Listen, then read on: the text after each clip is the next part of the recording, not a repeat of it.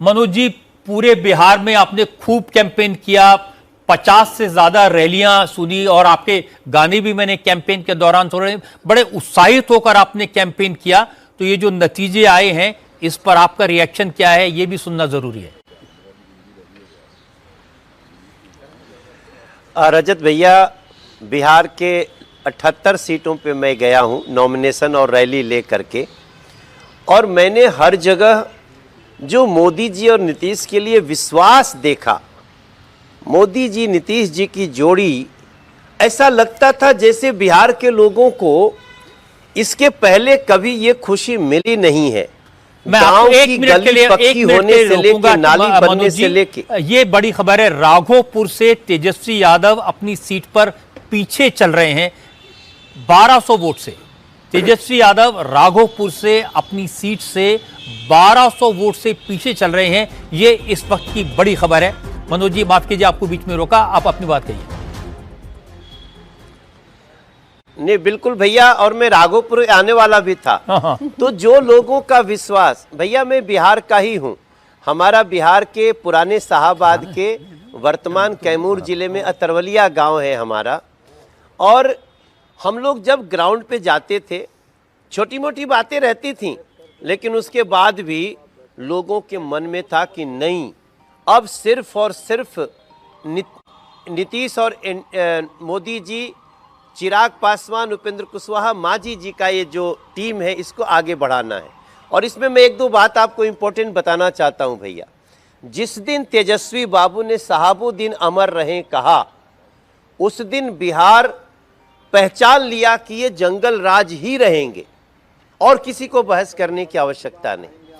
और जिस दिन उस पे राहुल गांधी ने छठ माँ की पूजा को ड्रामा बोल दिया, गली गली में हमने इसका क्रोश देखा।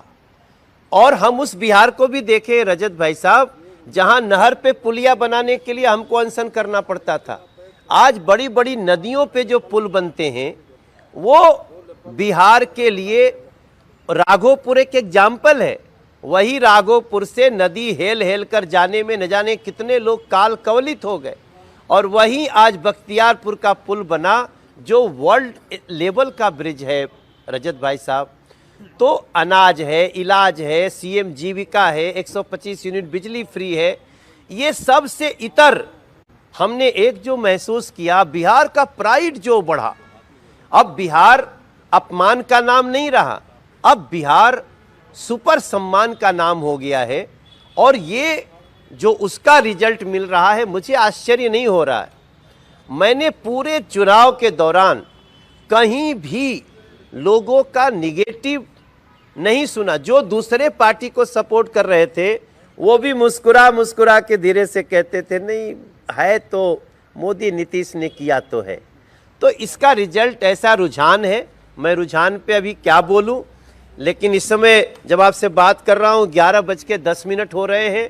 ये रुझान बहुत इंपॉर्टेंट होता है रजत भाई साहब, और हमें आशा है कि जो हमारी अपेक्षा थी 175 प्लस की, वो पूरी हो रही है। जी, असल में इस वक्त तक जो रुझान आते हैं वही बाद में नतीजों में कन्वर्ट होते हैं।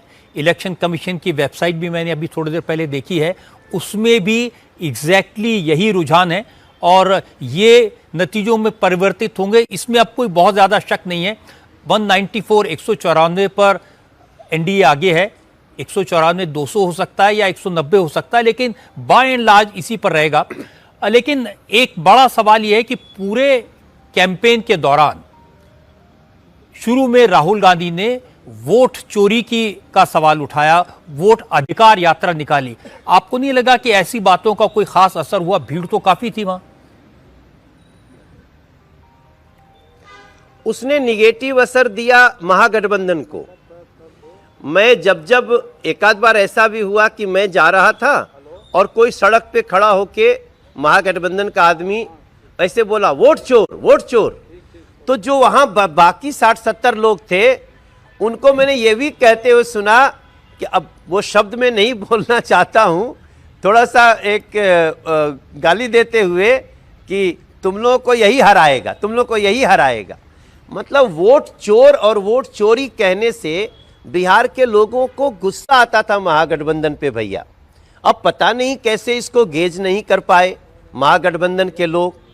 वो मेरे लिए वो जो छोटी छोटी बातें आती थीं, मुझे याद है मैं जा रहा था मोकामा के तरफ और ये घटना घटी थी, तो मैं मानता हूं भाई जब हमारा वोट कटा ही नहीं है, हमारे परिवार का वोट कटा ही नहीं है और जो गलत वोट है वो किसी का कट गया तो लोग खुश हैं उससे, लोग उससे नाराज नहीं है भैया।